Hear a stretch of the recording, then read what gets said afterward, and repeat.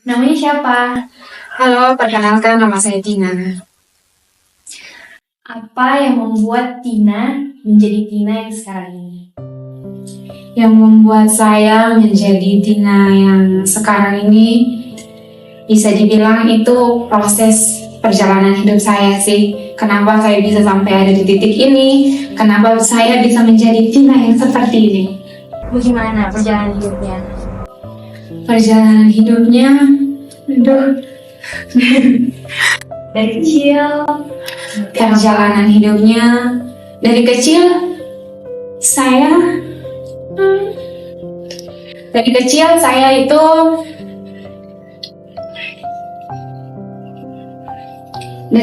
saya itu bisa dibilang anak yang paling bahagia, paling senang karena saya punya kedua orang tua yang sayang sama saya dan orang tua yang tidak pernah marah, tidak pernah main tangan sama anak. Kalau kita salah, kita ditegur dengan baik-baik.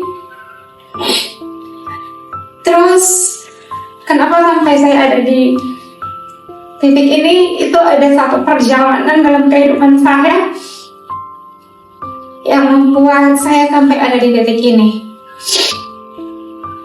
boleh ceritakan tidak?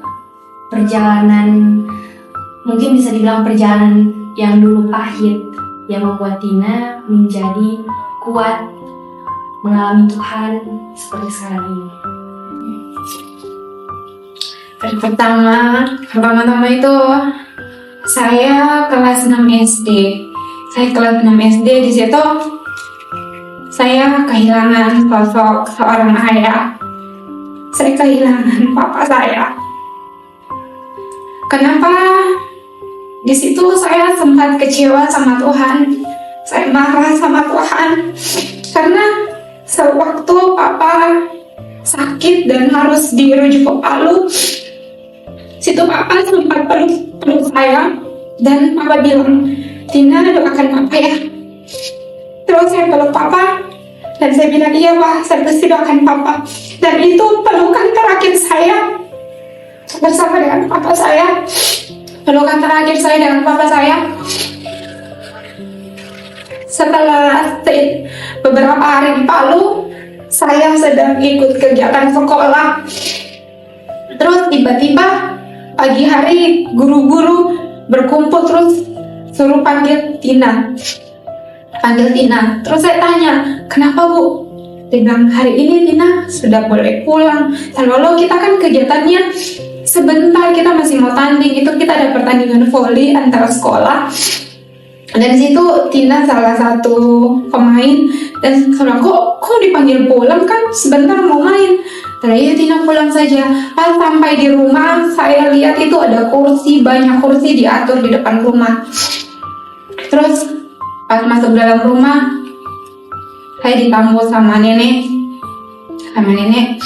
Nenek bilang, "Papamu sudah mau pulang, tapi dia sudah tidak ada." Saya bingung, kok papa mau pulang tapi sudah tidak ada. Dan di situ saya sangat kecewa sama Tuhan. Bilang, kok Tuhan tidak dengar doa saya? Tuhan tidak dengar doa saya. Kenapa saya sudah berdoa, Tuhan sembuhkan papa, tapi kenapa Tuhan ambil papa saya? Dan seiring berjalannya waktu, saya diambil sama nenek saya. Saya harus tinggal sama nenek. Dan sudah seperti anak, dibesarkan seperti anak sendiri. Dan saya menerima kasih sayang dari nenek saya. Dan waktu saya kuliah, nenek saya juga meninggal. Di situ titik paling membuat saya hancur, membuat saya sangat kecewa sama Tuhan. Waktu nenek saya meninggal, di situ saya kecewa dan saya bilang ke Tuhan jahat sekali.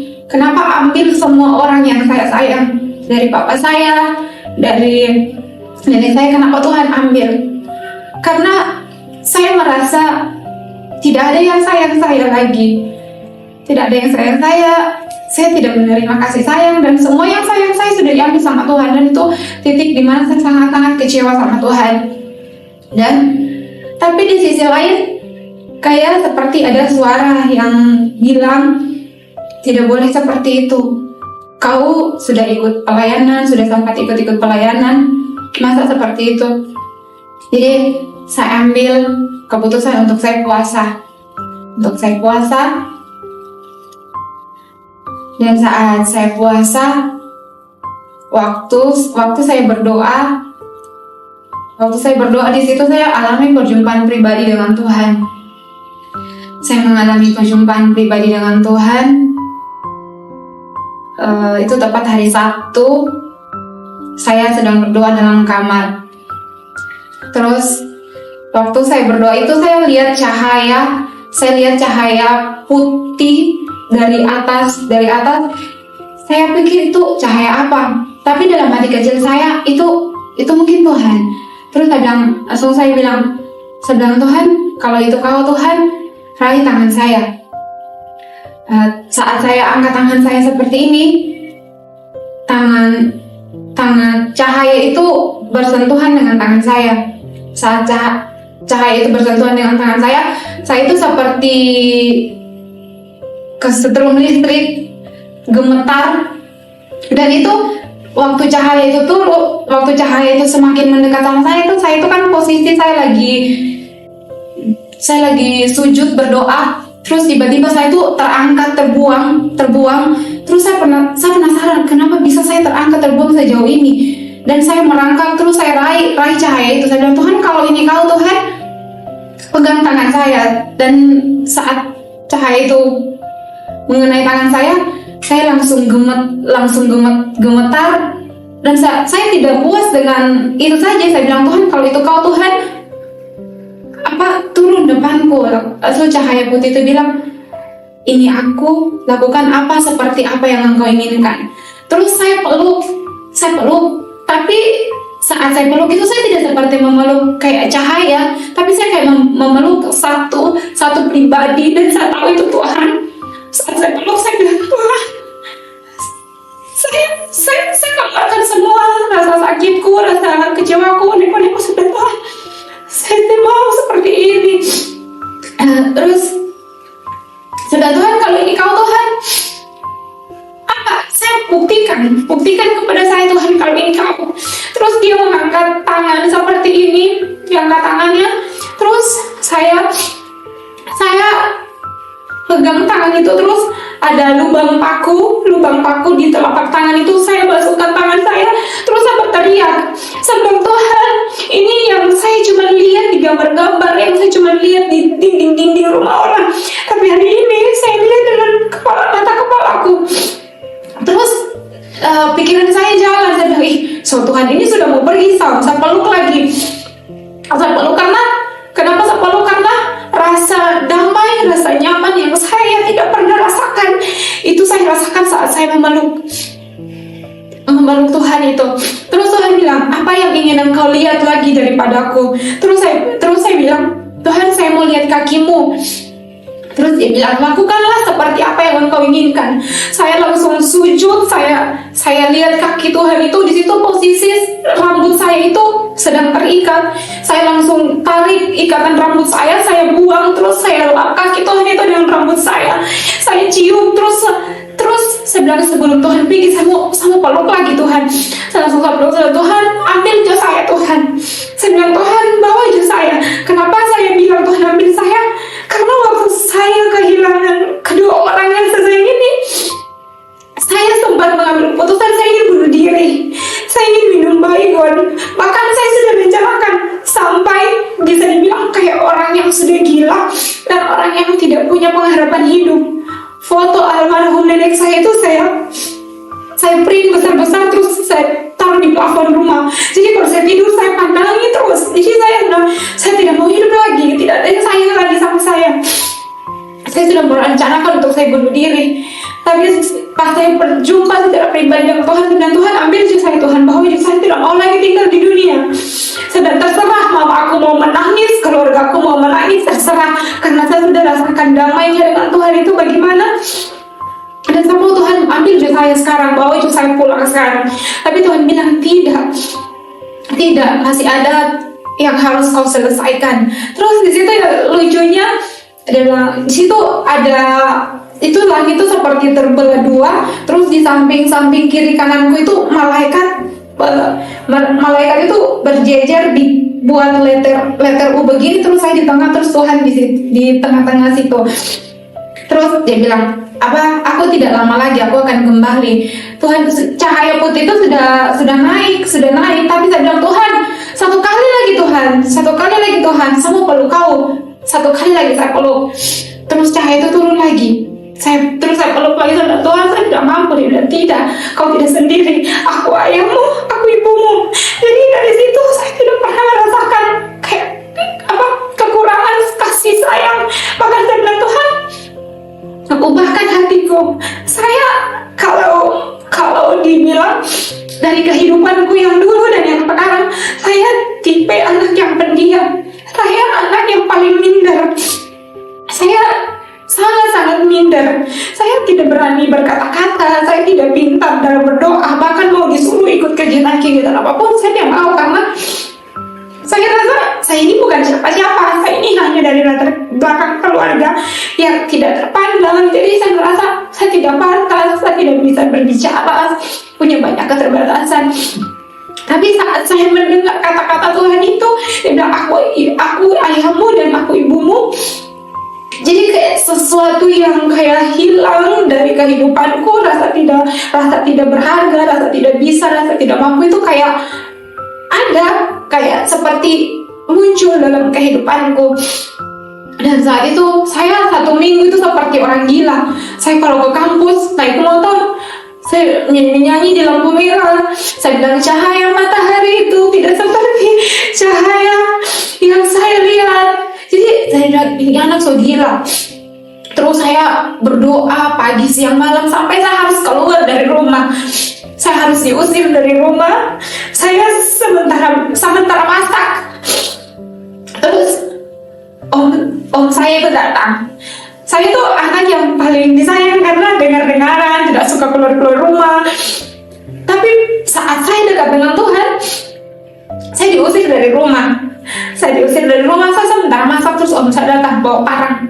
Dia bilang, kalau kau masih mau pergi doa-doa, ikut ke persekutuan, langkahi dulu mayatku. Langsung saya bilang, Tuhan, saya sudah alami Tuhan, saya sudah mengalami pemulihan dari Tuhan, saya tidak mau kehilangan itu.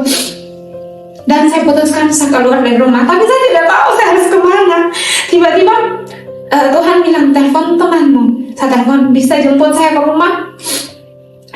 Singkat cerita, saya dijemput lah. Saya keluar dari rumah. Saya bilang, Tuhan, saya mau kemana? Motor saya ditahan, saya tidak punya uang. Saya harus tinggal di mana? Saya tinggal sama teman saya.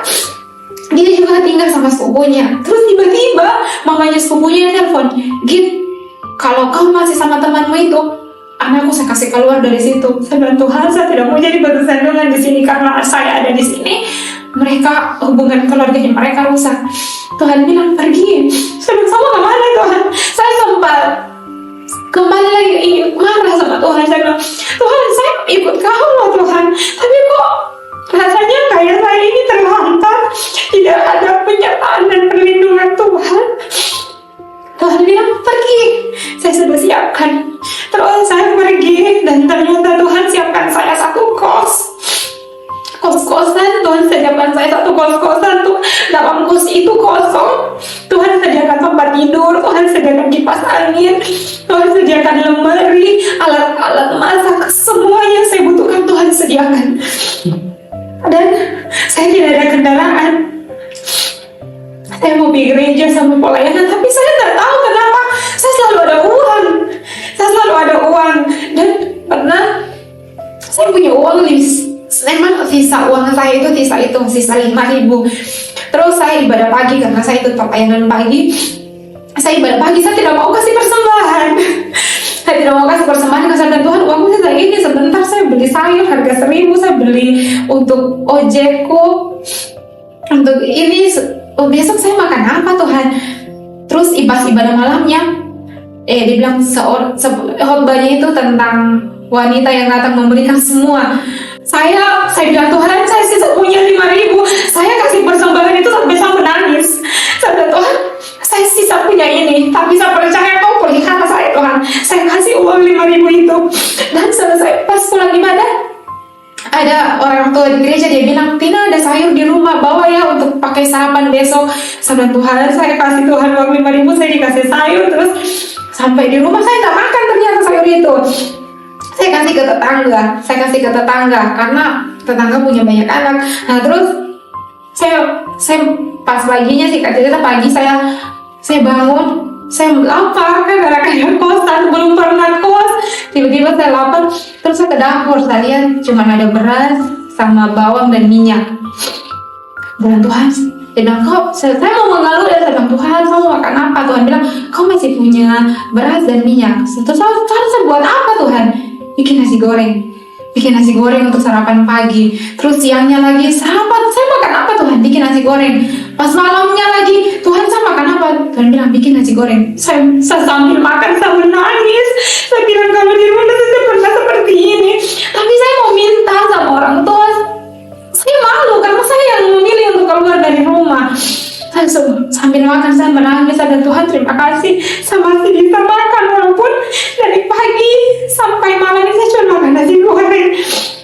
Makasih Tuhan. Pas mau tidur, tiba-tiba teman saya telepon, Tina di mana? Di rumah. Nah, saya ke situ ya sekarang. Saya, oh iya. Pas dia datang buka pintu, dia langsung ke dapur. Dia bilang, kamu sudah punya apa? Kenapa kau tidak bilang? Saya bilang, Tuhan punya jawaban itu luar biasa.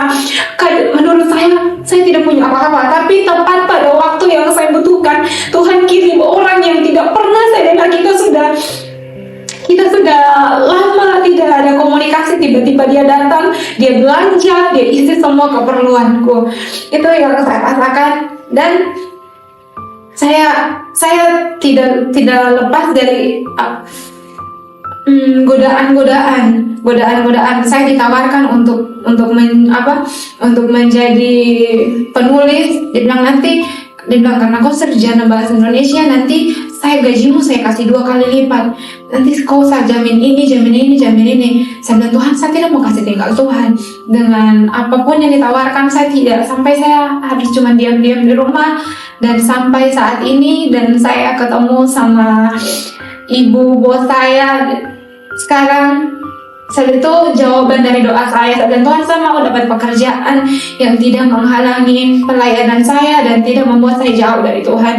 Dan saat saya dapat pekerjaan ini, saya malah semakin dekat lagi, semakin mengenal lagi Tuhan, dan saya bersyukur bisa ada. Itu prosesnya panjang kalau untuk saya ceritakan, sampai dimana saya harus iri sama teman-teman sekolah saya yang punya ayah. Mereka dapat kasih sayang seorang ayah, sedangkan saya tidak. Tapi saat saya mengalami perjumpaan pribadi dengan Tuhan, saya mengalami pemulihan, dan itu yang membuat saya kuat sampai pada saat ini. Dan bukan cuma saya yang dipulihkan, keluarga saya, mama saya, hubungan saya sama mama saya dipulihkan. Bahkan om saya yang dulu pegang parang mau suruh usir saya keluar sampai di rumah, itu kalau ada apa-apa selalu Tina yang berdoa. Kayak begitu. Saya mengalami perubahan, pemulihan yang kemarin saya pikir itu sesuatu hal yang membuat saya sangat-sangat hancur, tapi di kejadian yang saya rasa membuat saya sangat-sangat hancur, ternyata itu adalah cara Tuhan untuk membentuk saya menjadi Tina yang sekarang. Kalau misalnya ada saat ini penonton yang lagi alami apa yang Tina pernah alami, saat ini ditinggalkan seseorang yang begitu, yang sangat-sangat dikasihi, orang yang dipercayai, orang yang sepertinya saya tidak bisa hidup tanpa orang ini, dan orang ini meninggalkan saya, dan sekarang orang ini sedang dalam masa-masa sepertinya dunia sudah berakhir. Apa yang Tina mau sampaikan ke dia? Kalau saat kita mengalami titik terberat dalam kehidupan kita mengalami seperti ditinggalkan oleh orang yang sangat kita kasihi dan sangat kita sayangi, dan kita merasa tidak punya pengharapan hidup. Percayalah, apa yang sedang terjadi dalam kehidupan kita itu ada maksud dan tujuan Tuhan. Bukan secara kebetulan Tuhan ambil, tapi ada tujuan Tuhan untuk membuat kita menjadi pribadi yang lebih baik. Tuhan mengambil sesuatu dalam kehidupan kita untuk mendatangkan sesuatu yang lebih untuk kita. Dan Tuhan mengambil sesuatu yang berharga dalam kehidupan kita untuk menjadikan kita pribadi yang berharga di mata Tuhan. Seperti saya saat mungkin kalau Tuhan tidak mengambil kedua orang yang sangat-sangat saya sayangi, mungkin saya tidak akan mengenal Tuhan dan mungkin saya tidak akan mengerti hidup dengan tujuan Tuhan itu seperti apa. Tapi saat saya kehilangan dan Tuhan mengambil itu yang paling berharga dalam kehidupan saya mengerti ternyata di balik duka cita ada sesuatu sukacita yang sedang Tuhan persiapkan untuk saya, dan bukan hanya untuk saya, tapi untuk generasi saya dan untuk keluarga saya yang lainnya. Kalau sekarang di depannya Tina ada papa dan omanya Tina, apa yang Tina mau bilang?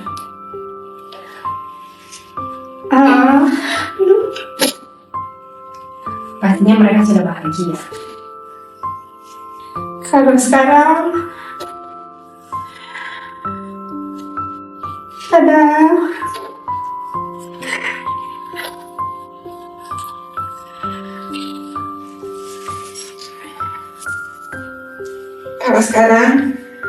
ada papa dan oma, mungkin yang paling pertama Tina mau bilang Tina rindu dan Tina mau bilang oma sama oma Tina sudah wisuda, karena kerinduan oma itu ingin sekali lihat Tina wisuda. Tina mau bilang Tina sudah wisuda dan Tina sudah dapat pekerjaan, bahkan kehidupannya Tina lebih baik lagi dari kehidupannya kemarin.